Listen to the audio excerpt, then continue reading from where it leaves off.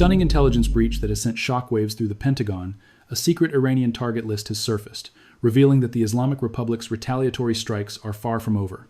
This is not a random exchange of fire. It is a calculated campaign of surgical destruction facilitated by Russian space-based surveillance assets.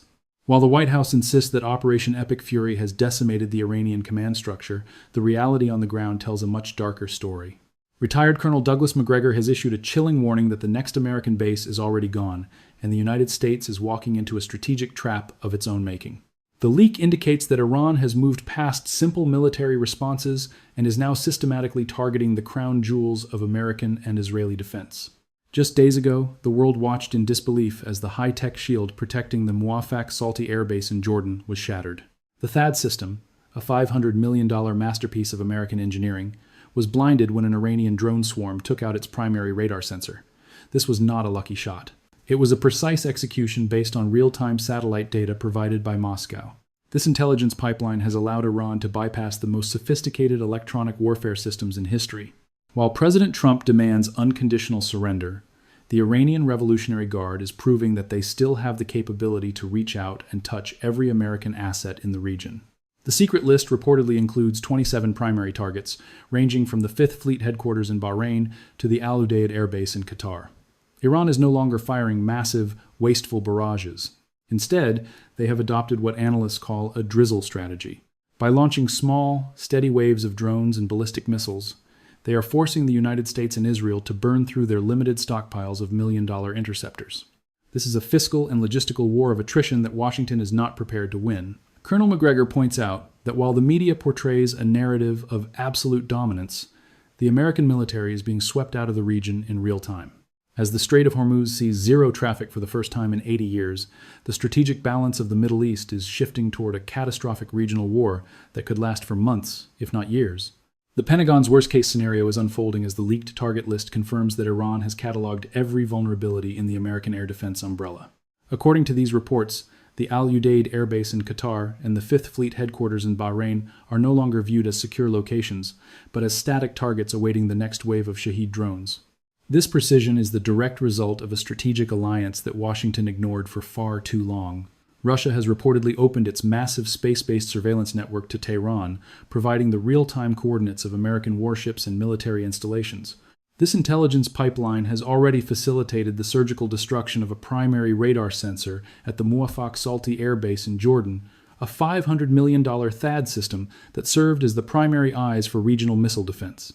With that sensor gone, a critical blind spot has been created, leaving thousands of American personnel exposed to a saturating rain of projectiles. Colonel Douglas Macgregor warns that this is not just a tactical setback, it is the collapse of American military hegemony in the region. He points out that the United States is rapidly running out of expensive interceptor missiles, while Iran continues to produce low-cost drones by the thousands. Washington has already burned through billions of dollars in munitions during the first week of Operation Epic Fury, but the Iranian launch numbers remain steady thanks to their Mosaic defense system. This decentralized command structure allows individual units in Iran's 31 provinces to launch missiles independently, even after their central leadership has been decapitated. As a result, the hundreds of American aircraft in the sky are essentially hunting shadows, while their bases on the ground are systematically dismantled. Macgregor believes that the United States will ultimately be forced to evacuate the Middle East, as every host country realizes that an American presence is nothing more than a magnet for Iranian retaliation. The leaked list is not a warning of what might happen. It is a checklist of what Iran is already accomplishing, and the next base is already effectively gone because the shield has been broken. The economic fallout of this leaked target list is already destabilizing global markets, as the logistical reality of Iran's strategy comes into focus. Colonel Douglas Macgregor explains that the Iranians have not only identified military targets, but have also initiated a methodical dismantling of the oil economy in the Persian Gulf. This is no longer a theoretical threat.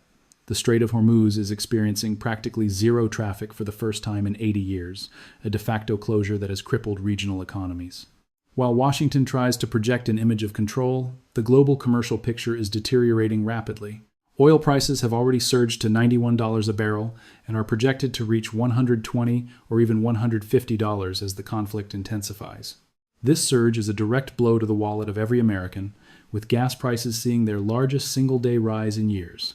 Macgregor warns that the American dollar is losing speed as a reserve currency because this war is viewed as a structural catastrophe for the United States economy. Behind the scenes, the Pentagon is facing a staggering price tag for this operation. In just the first 4 days, the campaign cost an estimated $11 billion, with over $5 billion spent solely on intercepting Iranian drones and missiles.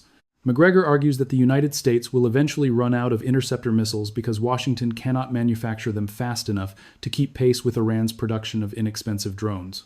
The high-tech Patriot and THAAD systems are being overwhelmed by saturation tactics, where Iran uses decoys to confuse radar while real warheads pass through the gaps. This fiscal and logistical war of attrition is draining the American treasury and testing the patience of the public. In the United Arab Emirates, international conglomerates are witnessing their business hubs transform into front lines, with civilian infrastructure like the Dubai airport and luxury hotels under fire. As refineries in Saudi Arabia burn, Macgregor's assessment becomes clearer. The American presence has transformed host nations into legitimate targets, and the economic foundations of American power in the Middle East are being undermined by a war that serves no true domestic interest. The Pentagon is facing a crisis that transcends tactical maps, as the leaked target list reveals Iran's intent to expand this conflict into a regional firestorm that the United States cannot quench. While Washington celebrated the initial success of Operation Epic Fury, Colonel Douglas Macgregor points out that decapitating a leadership council means very little when an entire nation is organized into a mosaic defense system. This decentralized approach has allowed Iranian field commanders to maintain their launch tempo even while the primary command centers in Tehran are reduced to rubble. The United States has already expended a staggering amount of munitions, with reports indicating that over 3,000 targets have been hit, yet the retaliatory strikes from Iran show no signs of ceasing. The situation at sea is equally precarious. The deployment of a third nuclear supercarrier, the USS George H.W. Bush, is a desperate move to rotate exhausted crews and replenish depleted magazines. However, Macgregor warns that this concentration of naval power only provides more targets for Iran's asymmetric arsenal. The reported retreat of the USS Abraham Lincoln to a position 1,000 kilometers away after a suspected naval drone strike confirms that even the most powerful warships in history are vulnerable to low-cost technologies. This is the new math of warfare that the Pentagon is struggling to calculate. Furthermore, the leaked list indicates that the next phase of Iran's campaign will target the logistical lifelines of the West. From the Incirlik air base in Turkey to the British facilities in Cyprus, no runway is considered safe. The Iranians have already demonstrated their ability to hit desalination plants in Bahrain and oil refineries in Saudi Arabia, striking at the very survival of the Gulf states. Macgregor believes that the United States is being swept out of the region because the cost of staying has become unsustainable. As the American military hospital in Europe halts labor and delivery services to prepare for mass casualties, the reality of a prolonged, high-intensity war is setting in. The next base is not just a military installation. It is the entire American presence in the Middle East that is at risk of being erased. The Pentagon is currently grappling with a terrifying expansion of the battlefield that was never part of the original war plans. According to intelligence reports, this is no longer an isolated duel between Washington and Tehran, as Russia has reportedly entered the conflict by providing Iran with real-time targeting information from its space-based surveillance apparatus. This satellite data was likely instrumental in the precision drone strike that killed 6 American service members at a makeshift facility in Kuwait, including 20-year-old Sergeant Declan Cody from Iowa.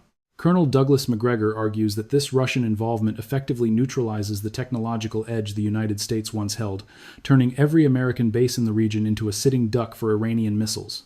The leaked, secret list of 27 primary targets is not just an Iranian wish list. It is a tactical roadmap enabled by a nuclear-armed superpower that wants to see America bleed in the Middle East. While the White House continues to downplay these reports, the shadow of China is also looming over the Persian Gulf. Beijing, which relies on Iran for 80% of its oil imports, is reportedly preparing to provide financial assistance and missile components to ensure the Islamic Republic's survival.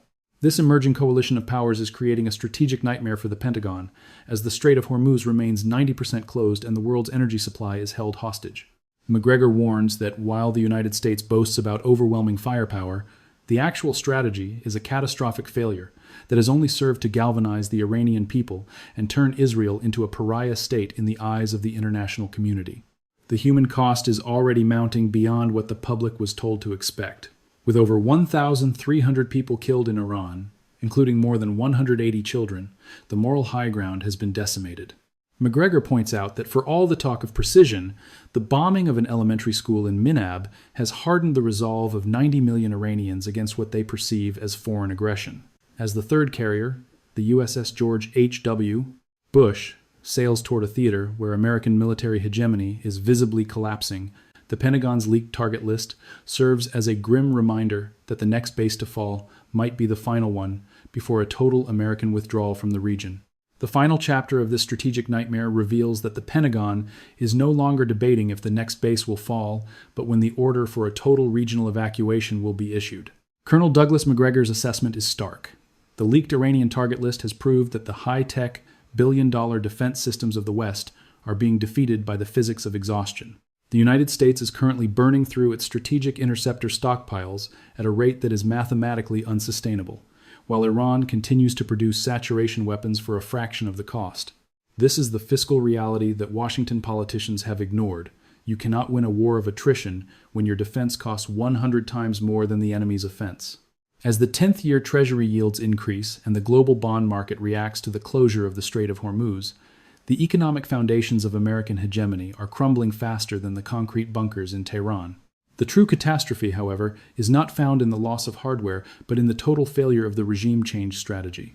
Instead of the internal chaos Washington hoped for, the assassination of the supreme leader has created a unified Persian resistance, galvanizing a civilization of 2,700 years against a foreign invader.